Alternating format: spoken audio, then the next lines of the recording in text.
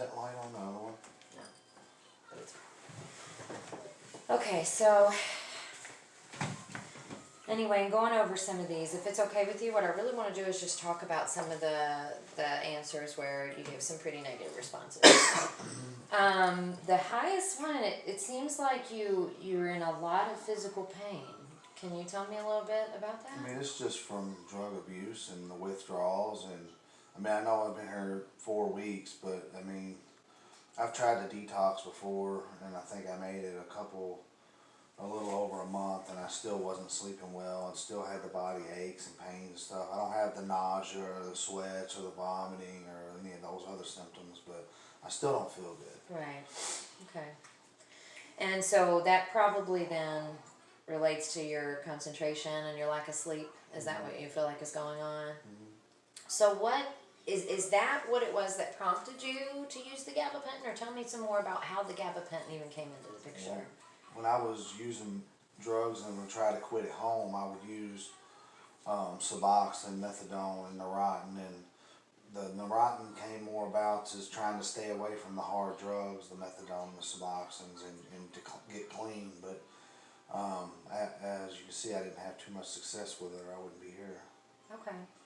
So what did you? I can see the reasoning you're saying why you used it, but tell me, what did you really like anything about the Neurontin? I mean, what does it do for you? It just helps with the physical pain and the sleep sometimes. You know, it helps me sleep, and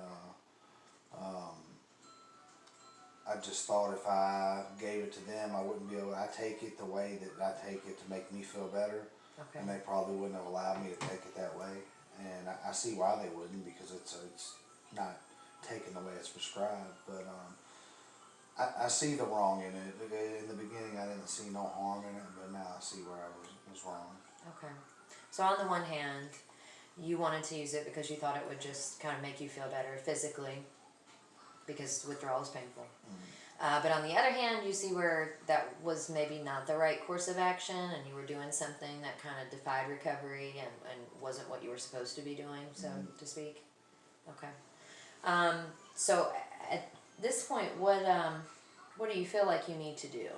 I just need to get closer with my sponsor and get focused back on what they're trying to teach me here and the things they're asking me to do here, and just be more open and honest with my sponsor about things, because I should have discussed this with him when the doctor gave it to me. Okay. And told him this is what happened at the doctor. Those are things I need to work on, about being honest and opening up to people and trusting people with information. Okay. It sounds like you have some insight, which is good. That's a good sign. When you did this, so you're saying when you got the gabapentin and you went through that and you took it, you knew that probably you were doing this a little dishonestly. Absolutely. Yeah. Okay. And what do you think your sponsor would have said? He would have probably told me don't take it. Okay. And why would he have said that? Because I didn't need it. Okay. How much, I mean, other than just taking it for the reasons you're doing, how much do you know about gabapentin? I mean, I just know when I'm sick, it makes me feel better. Okay. Is it okay with you if I give you a little bit of information about it? Sure. So that is a pill, and I'm sure this part you probably know, but it is used sometimes as a mood stabilizer, more often as nerve pain, and it has been shown in studies to be greatly abused in recent years by especially people with opioid addictions, but also other addictions. In Kentucky, where we live, is one of the states. Kentucky and Michigan actually changed gabapentin over to a Schedule IV drug, so it's basically a controlled substance now because of all the abuse. And over the last several years, even though gabapentin didn't always seem harmful by itself, a lot of people that have substance use disorder will mix that drug with other drugs, like opioids.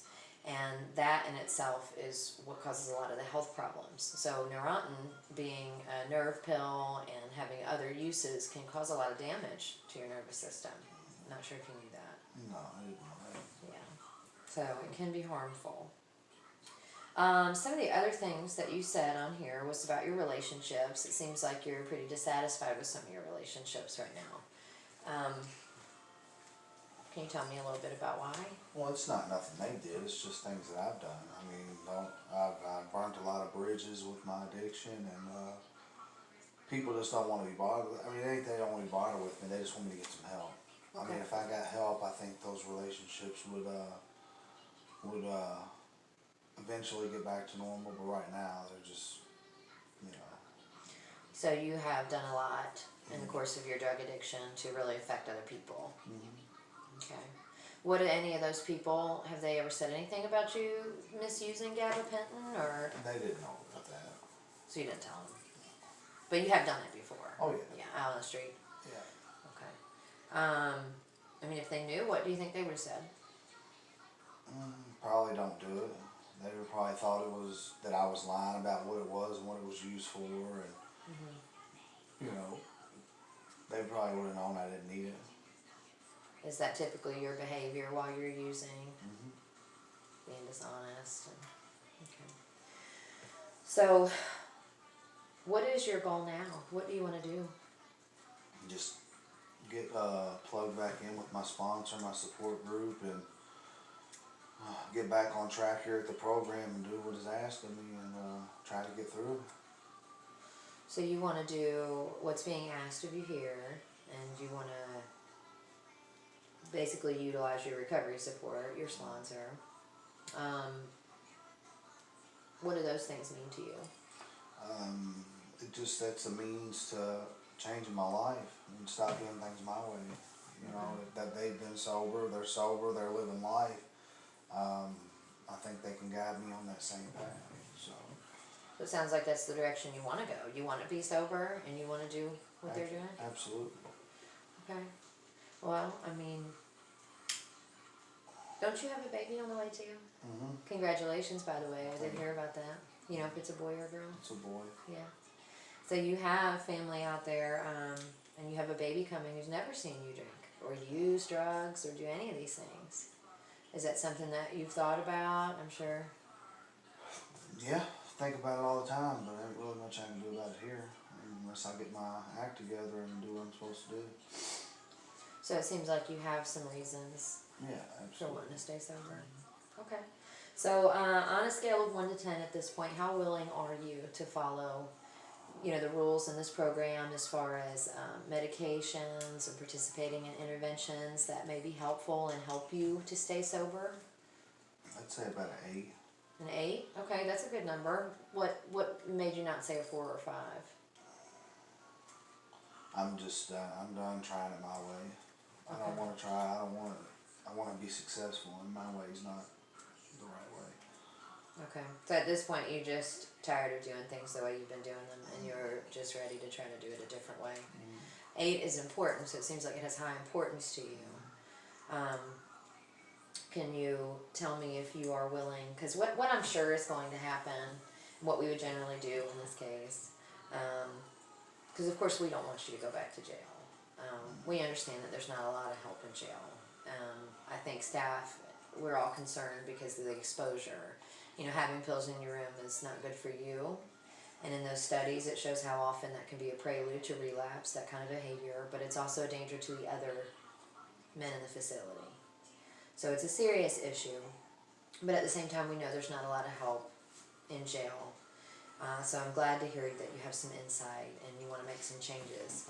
So what we would probably want to do is continue to urine screen you randomly. We would probably ask that you sign a release of information so that we can talk to your doctor, and that way we can just collaborate. General things, nothing would be, you know, really specific or really, you know, into your business, so to speak, but just something so that we can monitor when you're getting medications. And then we would take other universal precautions, such as maybe having a release with your sponsor so that we could talk to your sponsor once a week. Again, not anything about your step work, just are you doing it? Are you meeting? Things like that, so that we can kind of collaborate together. Because if your goal is to be sober, that is of course our goal, to be able to offer you the support that you need for that. Is there anything else? Well, first of all, are you willing to do that? Are those things okay with you? Yeah, absolutely. Okay. Is there anything else you feel like that you would need from us to maintain sobriety, to stay on the right track? No, I think we're good. Okay. Well, I'm sure I will be meeting with you again soon. If it's okay, you might get to see me every week. So I will score this and do more and talk to your counselor, but I'll be seeing you again soon. Alright, All right. Thank you, Chad. you're welcome.